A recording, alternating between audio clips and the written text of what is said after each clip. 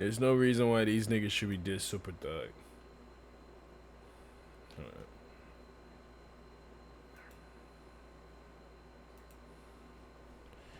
Come on. Damn. At least give me 1080p. Two men in their 20s have been shot dead in Stockholm in an apparent gangland killing. Swedish police say they were sitting in a car in a suburb northwest of the capital where gangs have been fighting turf wars.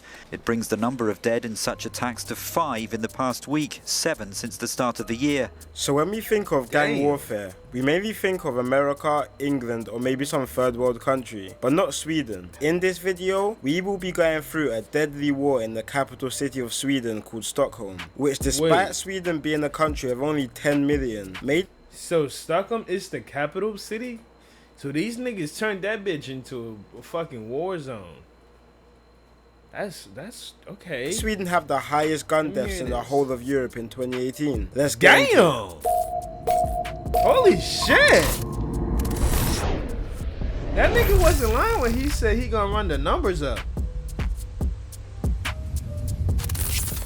Okay, so like I said before, we are going inside the capital city of Sweden called Stockholm. More specifically, a small town inside Stockholm called Rinkeby, home of two of the most ruthless gangs in the country. Now, Sweden for quite a few decades now has had quite an open and relaxed policy towards asylum-seeking refugees. The country was quite notorious for letting residents of war-torn countries like Syria and Somalia claim asylum inside their country. And when refugees would come in, there were a few towns normally they will be sent to. One of these towns being Rinkeby. In fact, Sweden actually has the highest asylum immigration per capita in the whole of Europe. But despite Swedish open door policies, a lot of the Swedish people wasn't as accepting to the new arrivals, and far-right protests didn't make integration the easiest. Now Rinkeby is home to a massive Somali population who were escaping violent conflicts in their home country. But a lot of Somali people who moved to Rinkeby were struggling, and high unemployment rates and hard living was a common theme with the Somali immigrants who just moved in. So the kids of these immigrants had to get it in another way, with the other way mainly being drug dealing and robberies. But on the 22nd of July 2015, a robbery gone wrong led to one of the worst bouts of violence Europe has ever seen. 4 Somali boys from Rinkeby planned and executed a robbery on a currency exchange in a city called Tabi. They ran off with around $200,000 and the robbery was talk of the town. But not everybody was happy about this. The robbers who executed this left out a couple younger members from the robbery, despite the younger members being part of the planning for it. The reason why the younger members were missed out was due to a previous robbery where one of them let off an unnecessary shot, so they were seen as a liability. The same day, the youngest started demanding money from the robbery, but they were getting shut down. The person who was thought to be behind the robbery was a 19-year-old called Izzy. Hours after the robbery, he was shot dead, starting the feud. The next day, the whole...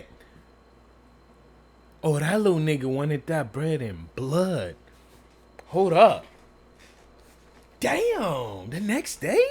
Called Izzy. Hours after the robbery, he was shot same dead, day. starting the feud. The next day, the whole town is shaken by the brutal murder, and Izzy's friends were not happy. So Izzy's friends arranged to meet with some of the younger members who was meant to be involved in the robbery at a petrol station, with the younger members thinking that they might be getting their cut from the robbery when they arrived. Instead, when they pulled up, 16 shots were let off onto the younger members.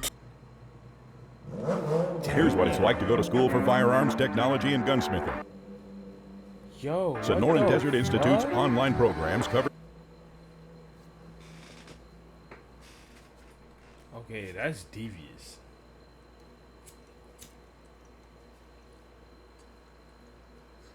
Killing one 16-year-old and injuring the other, creating a big divide in the town between the younger and older Somali group of friends, with only 2 to 3 years separating them, with the older group who supported Izzy later calling themselves Shotters, and the younger group calling themselves DP or Death Patrol. Now Rinkeby is a small town.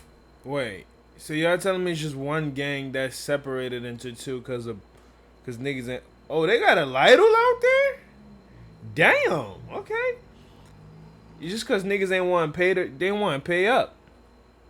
Real small, with less than 20,000 people living there, and a lot of the Somali community already knew what was about to happen, with some of the kids even relocating quite fast after these 2 days of carnage. But for a while, it wasn't looking like a big issue inside the town, with only little spouts of arguments and fistfights, but no one was getting killed at this point. In Somali culture, there's something called blood money, where the families of the deceased get together with the families of the murderers and discuss to pay a price for the murder. The two families of the murdered got together but couldn't agree on the blood money ritual, but they did plan to have both of the murdered to be buried next to each other to show some unity between the two. But this piece was cut short on the 2nd of December 2016. A member of the shotters gang called Indiana was visited by his brother who was living abroad in university. Indiana and his brother were spending some time together before his brother had to go back to uni, so visited the local cafe to get some food. Out of nowhere, two masked gunmen from the death patrol ran into the cafe and started letting off shots. The two brothers tried to escape, but got trapped inside the washing room and both were shot to death. Despite the brother not even having any affiliations, just being on a quick break from uni. This caused outrage and forced everyone from the small town of Rinkeby to pick one side, shotters or death patrol, and the beef starts to intensify. December 31st, the man is shot in his car that is linked to the death patrol gang. He's shot 4 times in his legs, but left with non-life-threatening injuries. Next day, another man from the death patrol side is shot. This time he dies, lying on a residential street with a shot to the head. At this point, police are Yo, so the town is, first of all, it's a small town.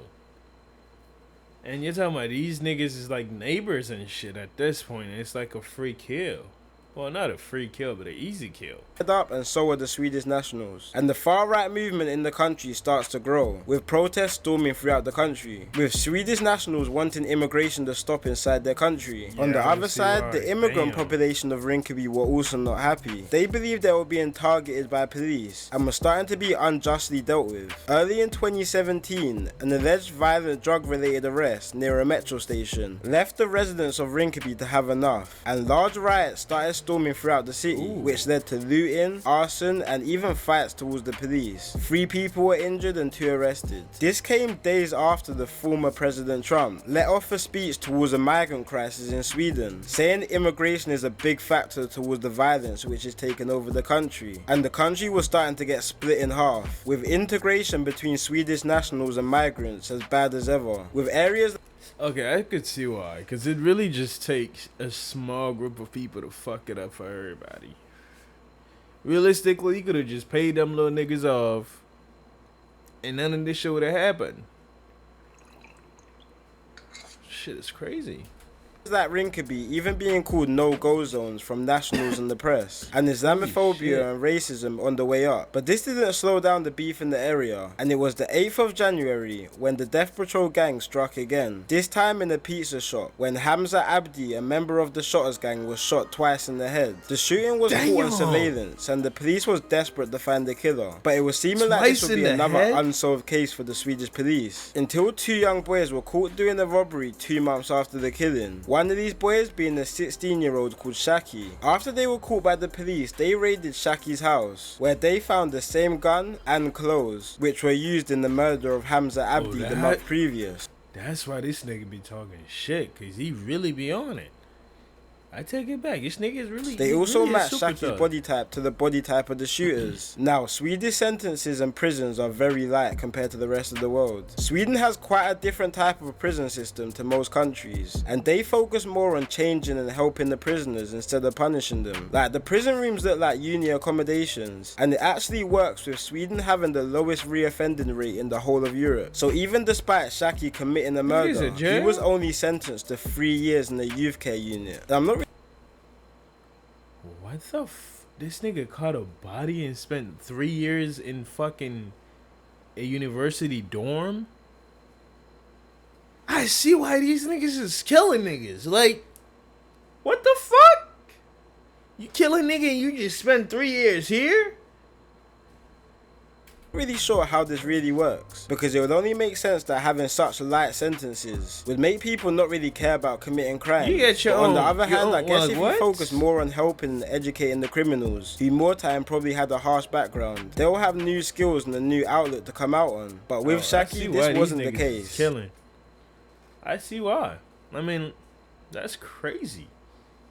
Commercial auto coverage is expensive. Unless you have Byberg, you could be paying. But if it works, hey, it works. But damn, 3 years?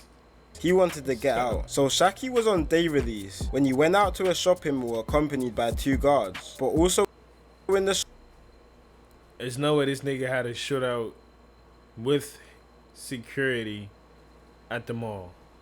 There's no way. I refuse to shopping believe mall that. was 2 of Shaki's friends waiting for him. Once they spotted Shaki, the 2 boys started threatening the guards and then escaped with Shaki, and they were on the run for months. And nationwide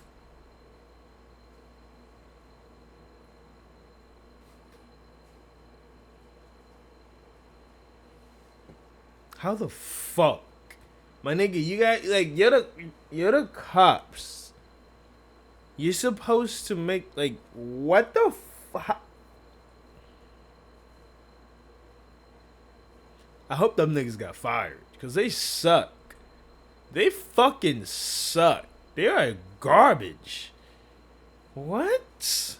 mall was 2 of Shaki's friends waiting for him. Once they spotted Shaki, the 2 boys started threatening the guards and then escaped with Shaki, and they were on the run for months. A nationwide manhunt was out to find them, and many members from the Death Patrol gang got raided, but there was no luck. Until a basement outside Stockholm was raided, and 2 members of the Death Patrol and Shaki was all found and arrested, with Shaki being sent back to serve a sentence. Now, if you know your geography, you'll know that Sweden borders another country called Denmark, but unlike Sweden, Denmark hasn't really seen much gang violence. In fact, Denmark is rated the 3rd most peaceful country in the world. But on June the 25th, 2019, Denmark was subject to something that no one expected. So 3 members of the Shotters gang arranged to meet a Norwegian musician to network and make some tracks together. So they took a 7-hour drive from Stockholm to the capital city of Denmark called Copenhagen to meet up with a musician. But what they didn't know was that the musician had actually led the 3 Shotters members into a trap. Waiting for them in Denmark was 5 members of the Death Patrol gang who flew in there the night previous. When they arrived, the Death Patrol gang started firing into their car. The driver managed to get out and run behind a parking garage with a shot to his leg. But his 21-year-old brother-in-law and another member wasn't as lucky, both dying from the shooting. One of the Shotters members even tried to get out the car and crawl out, but a member of the Death Patrol gang got out of his car, reloaded his AK-47 and let off another 14 shots point blank range. The killers then took a picture of the 2 lifeless bodies and posted it all over social media. 5 men were charged and sentenced for the murder, where they are serving life in a Norwegian prison. One man being 23-year-old Muhammad Ali. Recently it was decided that the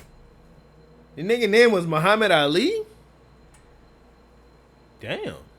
Norwegian prison. One man being 23-year-old Muhammad Ali. Recently it was decided that the killers would be deported back to Sweden to finish off their sentence. But news broke out that Muhammad is begging the court not to send him back to Sweden, saying that in a Swedish prison his life will be in danger. He even said he would rather be sent back to Somalia, which is where his parents are originally from, just showing how dangerous this war is. Now, while all this violence and back-to-back killings were happening, a rapper from the Shotters gang started to emerge. A kid called Yasin the Don, and he really blew up with one of his hit singles called Chicago. At the same time, there was another Swedish rapper running up on the scene, a kid called Einar from the other side of Stockholm, who was blowing up on the Swedish charts, getting the most streams on Spotify in Sweden in 2019. But around the same time, Einar was still knees deep in the streets, being affiliated with a gang called the Varby Network. Now, Yasin and Einar actually used to be cool, until Einar got into an argument with an affiliate of Yasin's gang, another big rapper in the city called Havel. After the argument, Yasin, Havel and Einar would make slight disses towards each other, until Havel invited Einar to an apartment to squash the beef. When Einar pulled up to the apartment, Havel and others kidnapped him, tying him up and holding him hostage in an apartment. Bro, come on. Like, you know you and a nigga beefing, a nigga invite you to an apartment and you really... Come on, bro. You pull up alone, bro? Come on, bro. What?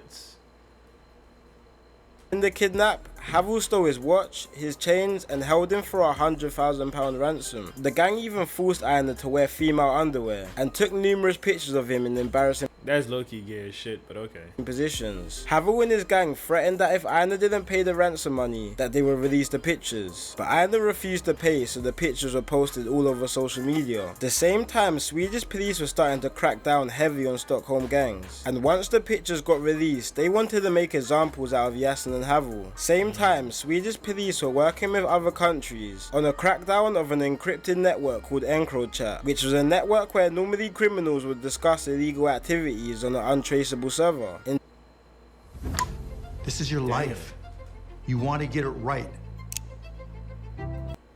Until the server was hacked by international authorities in 2020. During this hack, Swedish authorities managed to track messages sent by Yasin on the plot to kidnap the rival rapper Einar. Yasin originally plotted to lure Einar to a recording studio where they would have captured him, but Havel beat him to it. Both Yasin and Havel were both arrested for the kidnapping, with Yasin sentenced to 10 months and Havel sentenced to 2 years. But the court wasn't happy and wanted longer sentences. But to do this, they needed Einar to testify against them at court. Several months later, Havel's little brother is shot and killed, and Einar was the #1 suspect for this, but they had no evidence against him. But regardless of this, the court was still persistent on getting Yasin and Havel's sentence increased, but Einar was still refusing to testify. So the police set up a false pickup from Einar's apartment, so he'd have no choice but to go to court. That same night that decision was made, Einar was shot dead with 1 bullet to the head and 2 to the stomach. No one knows the exact motive for the killing, but generally people think that it's because Einar was about to testify on the kidnapping. Yo, the same night the feds was gonna get him is the same. Yo, what? Yo, this shit is like a fucking movie, nigga. Like, these niggas. Y'all got it. Holy shit. The killing, but generally people think that it's because Einar was about to testify on the kidnapping. The shooters released videos on Snapchat just before the murder with masks and yo, the crazy thing is these niggas really be recording the whole shit, and like they yo, and they don't care about the cops. Like, that's the crazy thing. They will catch a body and then post it. Like, they're literally telling the cops like, yo, bro, I did this shit. Come give me my 2 years so I can come back out and do it again. Like, it's crazy now. That country is, yeah, like, that is a, yo, and what? the same Glock that was used for the murder. After the shooting, the killers released another video playing one of Einar's songs in the background with the caption 1-0. But still, no one's been charged for the rapper's death. Yasin has since been released from prison. My nigga, what? These niggas is dropping. Okay, bro.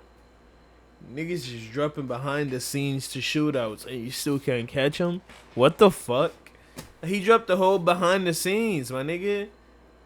Like, he gave y'all niggas what happened, but okay, bro. Y'all got for the kidnapping. But the feds still have him under investigation and fuck could possibly rearrest him. Y'all care about the kidnapping, the nigga died. The fuck does the kidnapping mean anymore if he's dead? Like, these niggas care about the wrong shit. For more serious charges to do with the kidnapping. He's also still a potential suspect for a murder on one of his own gang members that took place on New Year's Eve 2019. A 20-year-old Shotters member called Vincent was shot dead in the back of a car in the early hours on New Year's Eve. In the car was 4 other Shotters members, including Yasin. In the hours before, Snapchat footage shows Yasin and Vincent eating at a restaurant just moments before the murder. There was even footage of other members in the car giving Vincent a present. Police believe this was all recorded to try and cover up the Shotters members' motives for the killing. Straight after the murder, Yasin booked the first morning flight to London, but was arrested shortly after. Evidence shows that the shot was fired inside the car, and once they detained Yasin, they also found gunpowder particles on his clothes. Police say a possible motive for the murder was that Vincent had been getting closer with another gang in the area, but for now, Yasin and other members have all been released due to lack of evidence. Anyway guys, I hope this gives everyone a bit of insight into what is going on in Sweden. I'll probably start doing more videos covering different countries, so drop in the comments what you want me to cover next. It's been your boy Kid Nerd, and peace out. It's crazy.